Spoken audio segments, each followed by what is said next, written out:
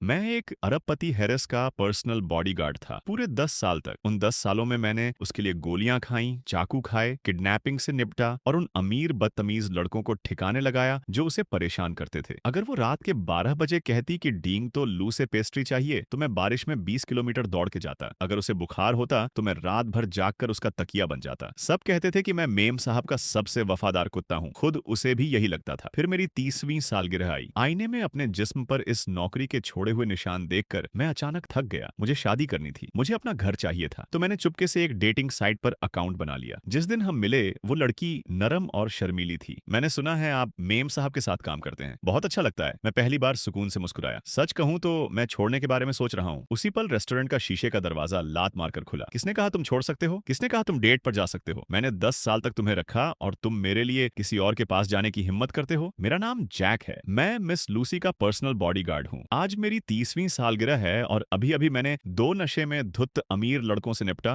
जो उसे तंग कर रहे थे। मिस लूसी का मैसेज आया, जैक तुमने आज अच्छा काम किया, बोनस भेज दिया है, चेक कर लेना। मैंने स्क्रीन पर उन लंबे जीरो की लाइन देखी और अचानक लगा इसका कोई मतलब नहीं। फिर फोन फिर बजा। इस बार खुद मिस लूसी का कॉल था। जैक उन दोनों बेवकूफों का काम तमाम किया या नहीं? बड़ा ही बोर करने वाला रात था। मेरी नींद पूरी तरह बर्बाद हो गई। आज दोपहर तुम्हें मेरे साथ बुल्गारी लॉन्च इवेंट पर आना है। मैं कुछ देर चुप रहा। मिस लूसी आज मेरा जन्मदिन है, क्या मैं दोपहर की छुट्टी ले सकता हूँ? अपने माँ बाप की कब्र पर जाना था। सच में? तुम्हारे माँ बाप को मरे हुए सालों हो गए, उनकी कब्र पर घास कितनी ऊंची हो गई होगी अब तक। देखने क्या जाओगे? फोन कट गया। मैंने फोन हाथ में पकड़े पकड़े डेड टोन सुनी, फिर धीरे से नीचे रख दिया। आईने में 30 साल का वो आदमी था। दाहिनी आंख के कोने से कनपटी तक एक गहरा निशान। 3 साल पहले एक टूटी बोतल से लूसी को बचाते हुए लगा था। उस वक्त वो चीखी थी, मेरे लिए नहीं बल्कि इसलिए कि उसके कपड़े पर खून की 2 बूंदें गिर गई थीं। बहुत गंदा, ये ड्रेस लिमिटेड एडिशन है, तुम्हारे 3 महीने की तनख्वाह में भी नहीं आती। जैक को 5 लाख का बोनस दे दो। जैसे मेरे चेहरे का जख्म और उसकी ड्रेस दोनों की एक कीमत हो। उस सुबह मैं कब्रिस्तान में 2 घंटे बैठा रहा। अगर तुम जिंदा होते तो शायद मुझे शादी करने, बच्चे पैदा करने और एक सुकून भरी जिंदगी जीने की सलाह देते। उस दोपहर बुल्गारी इवेंट में लूसी तितली की तरह कमरे में घूमती रही और मैं उसके पीछे पीछे हर उस शख्स पर नजर रखते हुए जो उसके करीब आता। एक छोटे से सेलिब्रिटी ने उससे बात करने की कोशिश की। मैंने बीच में कदम रख दिया। तुम कौन हो? लूसी मुस्कुराई। ये मेरा कुत्ता है, बहुत वफादार है, इस पर ध्यान मत दो। आसपास के सब लोग हंस पड़े। मैं बस खड़ा रहा, चेहरे पर कोई भाव नहीं। जैक को मिस लूसी ने फिर कुत्ता बोला। हाँ अब तो आदत हो गई होगी उसे। बिल्कुल आदत हो गई। रात के 11 बजे वो आखिरकार शांत हुई। लूसी वापस विला चलते हैं। जैक प्यास लगी है, क्लाउड पीक मैनर की हॉट स्प्रिंग चाय चाहिए। मैंने टाइम चेक किया। Miss Lucy cloud peak manner शहर के बाहर काफी दूर है, आने जाने में कम से कम 2 घंटे लगेंगे और वो रात 1 बजे बंद हो जाते हैं। मुझे चाहिए, अभी जाओ वरना निकाल दूंगी। चुपचाप मैंने गाड़ी मोड़ी और वहां चला गया। जैसा मुझे पता था वो जगह बंद थी। मैंने नाइट स्टाफ से देर तक मिन्नतें की, तब जाकर आखिरी चाय का बर्तन मिला। उसे जितना हो सके गर्म रखते हुए बड़े ध्यान से विला वापस लाया। लेकिन लूसी पहले ही सो चुकी थी। मैं उसके बेडरूम के बाहर खड़ा रहा, हाथ में चाय लिए और धीरे से उसे कालीन पर रख दिया। अगले दिन मेरी छुट्टी थी। मैं चुपचाप उस कॉफी शॉप पहुंचा जो डेटिंग साइट ने तय की थी। उसका नाम अन्ना था, प्राइमरी स्कूल टीचर, मीठी धीमी आवाज, नरम स्वभाव। तो मिस्टर जैक आप क्या करते हैं? मैं एक पल रुका। अभी प्राइवेट सिक्योरिटी कंसल्टेंट हूँ। वाह काफी अच्छा लगता है, बहुत व्यस्त रहते होंगे। हाँ मैं हमेशा ड्यूटी पर रहता हूँ। जिंदगी आसान नहीं है। मैं भी ग्रेजुएटिंग क्लास पढ़ाती हूँ तो देर तक काम करना पड़ता है। जब उसे पता चला कि मेरे माँ बाप छोटी उम्र में चले गए, उसकी आंखों में सच्ची हमदर्दी आ गई। उस गर्म मुस्कान को देखकर मेरे अंदर कुछ जमा हुआ पिघलने लगा। हमने अगले हफ्ते फिर मिलने का तय किया और पहली बार मुझे थोड़ा हल्का लगा। लेकिन जैसे ही मैं कॉफी शॉप से बाहर निकला फोन पर फोन आने लगे। जैक तू कहाँ है? अभी स्टारलाइट प्लाजा आजा, 10 मिनट में नहीं पहुंचा तो कल से काम पर मत आना। मैंने दांत पीसे और कैब ली। लग्जरी फ्लोर पर लूसी एक सेल्स क्लर्क की जमकर बखिया उधेड़ रही थी। ये कैसा बेकार स्टोर है, ये बैग किसी और को कैसे बेचा? क्लर्क ने अटकते हुए कहा। मिस लूसी ये बैग इस मैडम ने 1 महीने पहले प्री ऑर्डर किया था। क्या तुम जानते हो मैं कौन हूँ? मैं इस पूरे स्टोर को बंद करवा सकती हूँ। जैक उसने मेरा बैग लिया, वापस दिलाओ। वो औरत घबरा गई। मैंने 1 महीने पहले बुक किया था, ये मेरी बेटी के जन्मदिन का तोहफा है। मैडम जरा सार्वजनिक जगह पर तमीज से पेश आइए। लूसी ने मुझे तेज नजरों से घूरा। किसके साथ हो तुम? मैंने तुम्हें 10 साल से रखा हुआ है, एक कुत्ते को भी पता होता है कि उसे खाना कौन देता है। आखिरकार स्टोर मैनेजर ने बीच में आकर दूसरा बैग ट्रांसफर करवाने का वादा किया। तभी जाकर लूसी शांत हुई और मुझे बाहर खींचकर गाड़ी में ले गई। गाड़ी में वो पूरे रास्ते ठंडी रही। फिर अचानक उसने मेरा फोन छीन लिया। देखते हैं छुट्टी के दिन क्या इतना जरूरी था? मेरा दिल धक से रह गया। मैंने छीनने की कोशिश की लेकिन देर हो गई थी। उसने अन्ना के साथ मेरी चैट हिस्ट्री और डेटिंग साइट का रिमाइंडर देख लिया। गाड़ी के अंदर हवा जैसे जम गई। जैक तुमने डेट पर जाने की हिम्मत की? मैंने स्टीयरिंग व्हील इतनी जोर से पकड़ा कि हाथ दर्द करने लगे। मिस लूसी मैं 30 साल का हूँ, घर परिवार चाहना गलत नहीं है। घर परिवार? तुम्हें लगता है तुम्हें यह सब मिलने का हक है? तुम मेरे हो, मेरे बिना तुम कुछ नहीं। मिस लूसी मैं सिर्फ आपका मुलाजिम हूँ। जब कॉन्ट्रैक्ट खत्म होगा मैं इस्तीफा देना चाहता हूँ। इस्तीफा? डेट? जैक ख्वाब देखना बंद करो। तुम पर जो कर्ज है वो इस जिंदगी में नहीं चुका सकते। मेरी इजाजत के बिना बिना तुम कहीं नहीं जा सकते। उस दिन के बाद मैं जैसे नजरबंद हो गया। तहखाने में कोई खिड़की नहीं थी, दिन और रात का फर्क नहीं पता चलता था, सिर्फ एक धुंधला पीला बल्ब जल रहा था ऊपर। न जाने कितने दिन हो गए थे। रोज कोई खाना लाता, हमेशा ठंडा बचा खुचा। तीसरी रात तहखाने का दरवाजा खुला। लूसी आई, थोड़ी नशे में लग रही थी। अब समझे कि तुम गलत थे। मिस लूसी, मैं गलत नहीं था, मैं बस शादी करना चाहता हूँ। यह सुनकर वो ऐसे भड़की जैसे किसी ने बिल्ली की पूंछ पर पैर रख दिया हो। किससे शादी? उस प्राइमरी टीचर से। सुनो, कल मैंने किसी को उसके स्कूल भेजा था, अगर उसने तुमसे दोबारा मिलने की हिम्मत की तो उसकी नौकरी गई। लूसी, मुझसे लड़ो लेकिन उसे इसमें मत खींचो। तुमने उसके लिए आवाज उठाई? जैक, तुम कमीने हो। मैंने 10 साल तुम्हें रखा और तुम कह रहे हो कि वो कुछ दिनों की जान पहचान उससे ज्यादा है। मैं तुम्हें डेट करने दूंगी, शादी करने दूंगी, तुम मेरे हो। मैं उसे बोलते रहने दिया जब तक वो थक नहीं गई। फिर मैंने कहा, मिस लूसी, 10 साल हो गए हैं, मैंने तुम्हारे लिए 3 बार चाकू खाए। तुमने जो भी पैसे दिए मैंने एक एक पैसा बचाया। क्या इतना काफी नहीं कि मैं अपनी जिंदगी वापस खरीद सकूं? वो रुक गई, उसकी आंखें फैल गईं, जैसे पहली बार मुझे देख रही हो। देर की चुप्पी के बाद वो अचानक हंस पड़ी। जैक, साफ कर देती हूँ, ये कभी काफी नहीं होगा। तुम पर जो कर्ज है अगले जन्म में भी नहीं चुका सकते। वो अन्ना